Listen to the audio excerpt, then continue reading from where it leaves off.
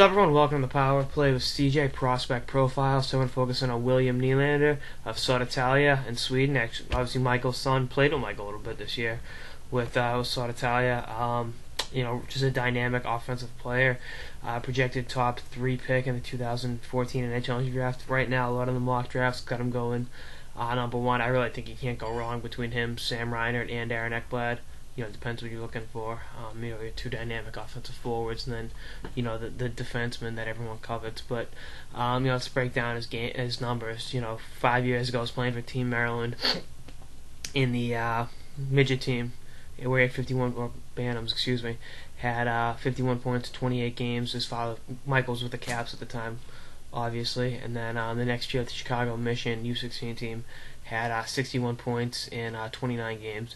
Then went to Sweden, bounced around between the U16, U18 levels, and really at every level put up dynamic offensive numbers. Even with the U20 team, Jesus. Whew. But then last year bounced around between the U18, U20, and men's teams. Played with the Swede men's team with Michael. Had 6 points in 8 games against the men. With the U20 team, had 43 points, 27 games, and then had the 3 points in his only game at the U18 level. So, really put up some good numbers. U17 numbers were amazing. 10 points in 6 games. U18 numbers were pretty good. 3 points in 5 games as one of the younger players on the team. And, Sweden doesn't have a problem with the underage kids on the World Junior team, so I can see him definitely having a spot next year. He's a great facilitator of the puck. First of all, Michael Nylander was one of the most underrated players the last 15 years in the NHL, I think. Kind of the David Krejci level of underratedness on the CJ scale.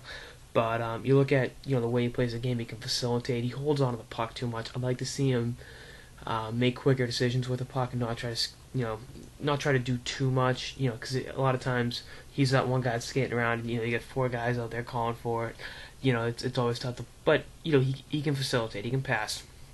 He can shoot. He's just a great offensive player. Like I said, I'd like to see him use his teammates a little bit better, but that'll come. He's going to be in Sweden next year. I think in the World Juniors probably playing a third-line role, get a different feel for the game, maybe, add some grit to him. Defensive game's a little bit lacking, but, that's part of the course with young players. He's got some versatility. He can play center and the wing. I think he's going to be a center long-term with his on-ice vision. He just turned 17 2 months ago, so he'll be 18 right before the draft. I think he's a May birthday.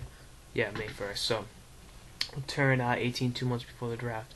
So, he'll be, I don't know if he'll play in the NHL right away. I'll see how this year in development goes.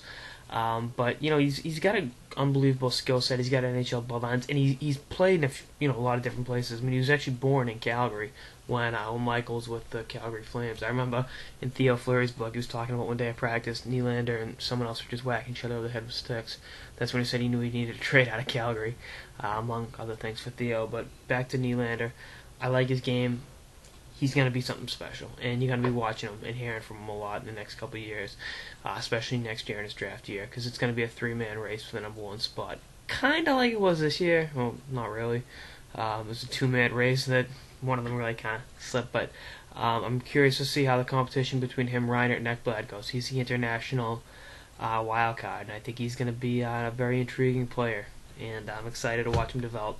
Anyway, that's on this episode of the Power Play with CJ Prospect Profiles on William Nylander, one of the top prospects eligible for the 2014 NHL entry draft. Stay tuned for more episodes throughout the offseason and beyond. Later, guys.